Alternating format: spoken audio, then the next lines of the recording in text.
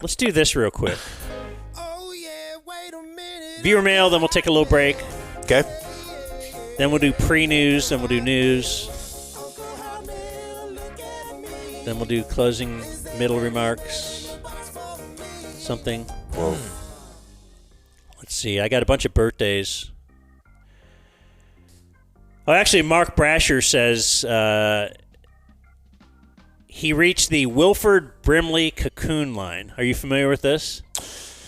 I'm familiar with the Twitter account. I don't know the age off the top of my head. Danny, do you?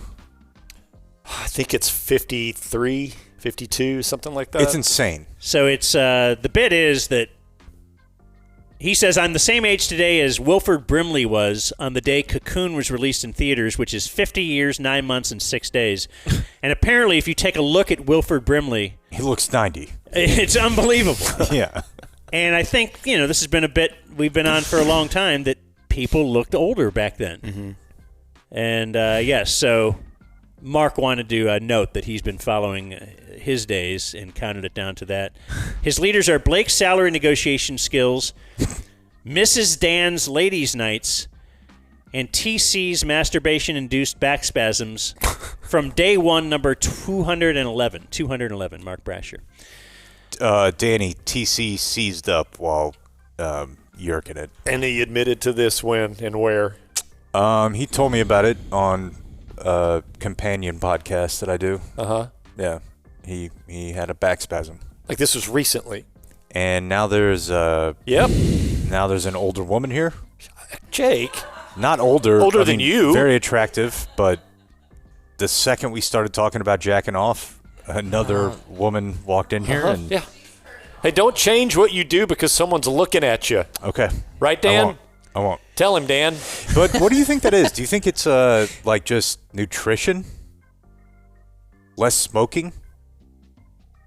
Yeah, I don't know. Obviously, in Hollywood, you're all Botoxed up, and you've got ways to make you keep looking younger, I suppose. But I think the average person looks better now. Yeah.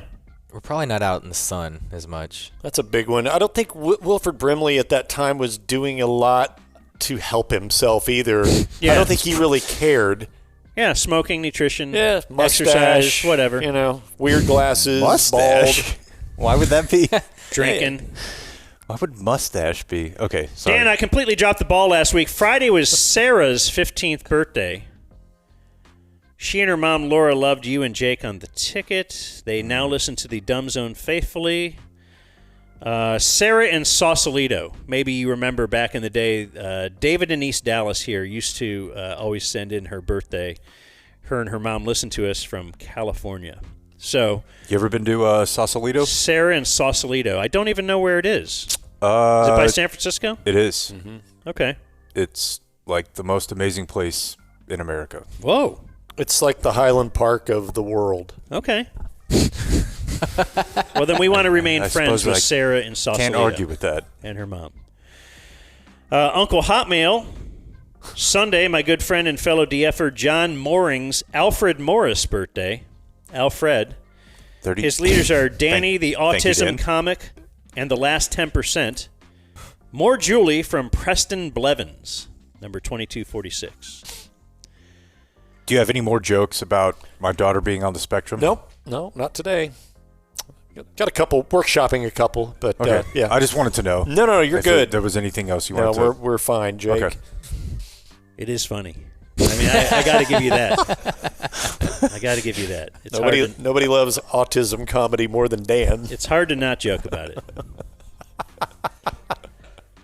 Uncle Hotmail, I'm Jeff Moss. Hi, Jeff. Pronounced Hey, Jeff Jeff Moss. His name is spelled Geo, and he wrote J. Anyway. Okay. Yep. It is my Kareem Abdul-Jabbar birthday. I hope alongside a birthday shout-out, you will call out my brother to host a 960 remote. They are currently in Africa. They're building a 10,000 square foot mansion and blah, blah, blah. Anyway, he's saying... I thought he was in Africa maybe doing some missionary work. Well, no. He's shooting lions, hippos, crocodiles, leopards, etc. Yeah. But he's saying that when he's building a huge mansion here, and they could easily fit us in. Okay. So that's the bit. My leaders are the young grandpa's new wife who loves porn.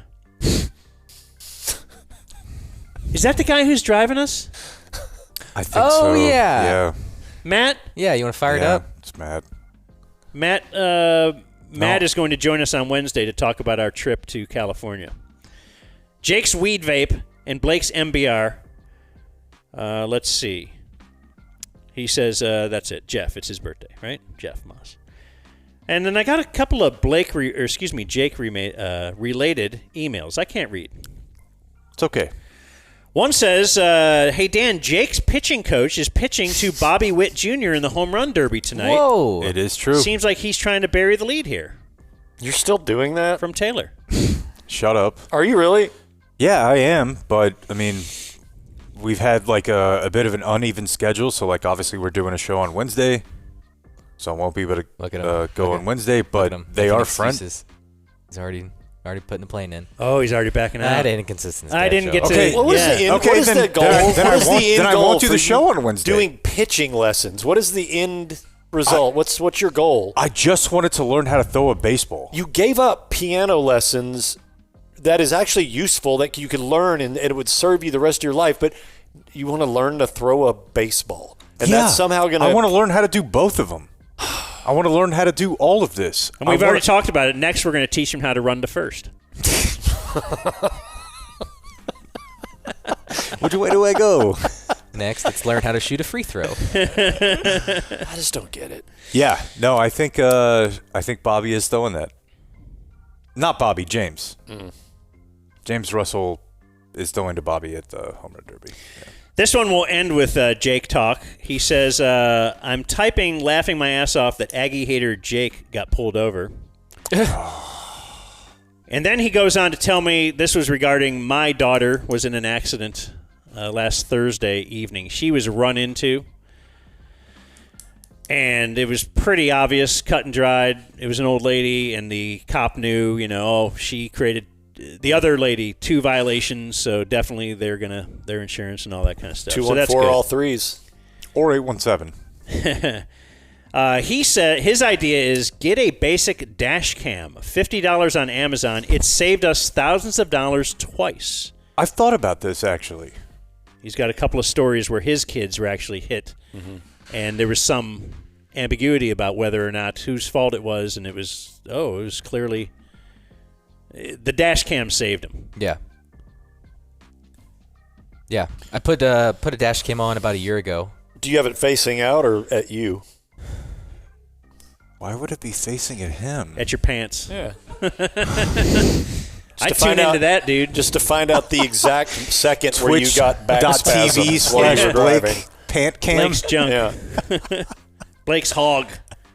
So I've heard. Having a nice tollway wank. Blake looks like he's way to got a work. hog, doesn't he? Blake, I'm just saying, you look at Blake and you're like, absolutely I point not my going to dash yes cam and that. out. I'm seeing to hog see there. If I get in an accident, I'm looking it's at not Danny. my I'm seeing fault. long and skinny. I think your What do I body got? type generally. What do I got? I think Blake's either it's hairy. I think it's either feast or famine with Blake. Hairy, spiked. I think Blake It's is either mean. you can't see it or it's like halfway Why? down his leg. That's what I'm feeling. Or thinking, not feeling it. But it's strong. You could hang up a What about you, Dan? What kind of luggage are you toting around? little chewed up piece of gum that you stick to the. You stick under the desk. Little big red McDowell over there. Yeah. Oh, anyway, this is from Kurt, who says, gig him and tell Jake to unblock me on X. Got it. Give me the handle. And I told him, email me the handle, and Jake shall do that. I will do that. Because that's what we're doing now. If you're a listener, unblocked. Yeah, if you want to be unblocked by Jake, he is accepting that, and we will do a little ceremony right here on the air. Seance. Yeah. If you're in radio middle management, you're still blocked. And hello, my leader. I have a question for Jake. First, congratulations on I'm sorry, 500 what? plus. You heard me.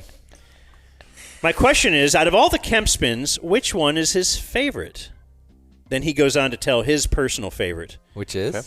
But do you want me to tell you that, or want to just get Jake's unsolicited? We'll give him a second to think. But yeah, I'm interested in this, guys.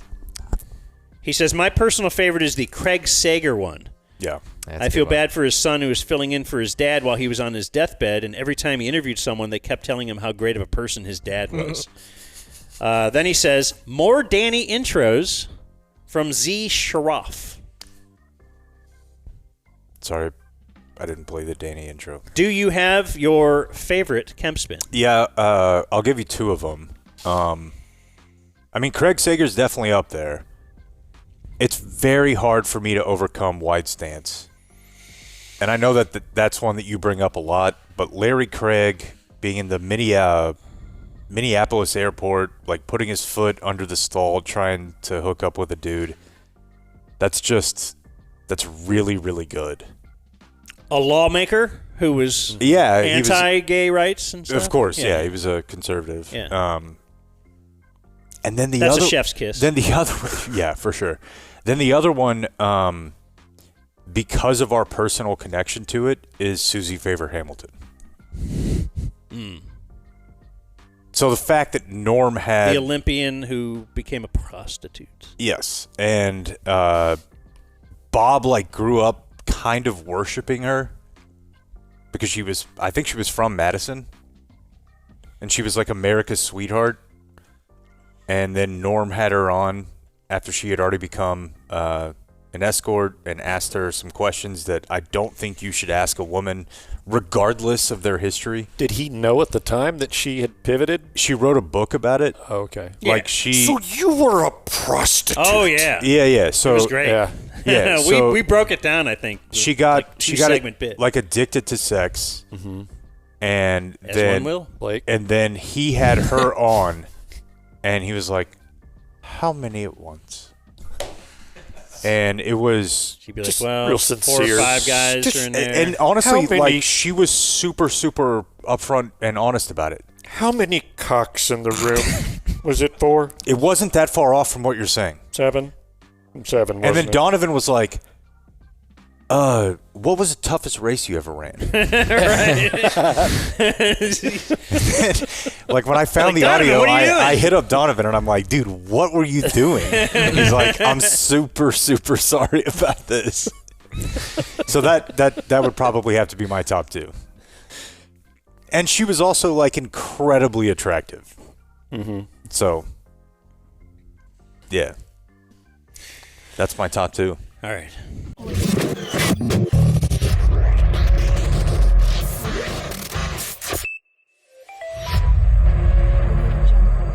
No puppet.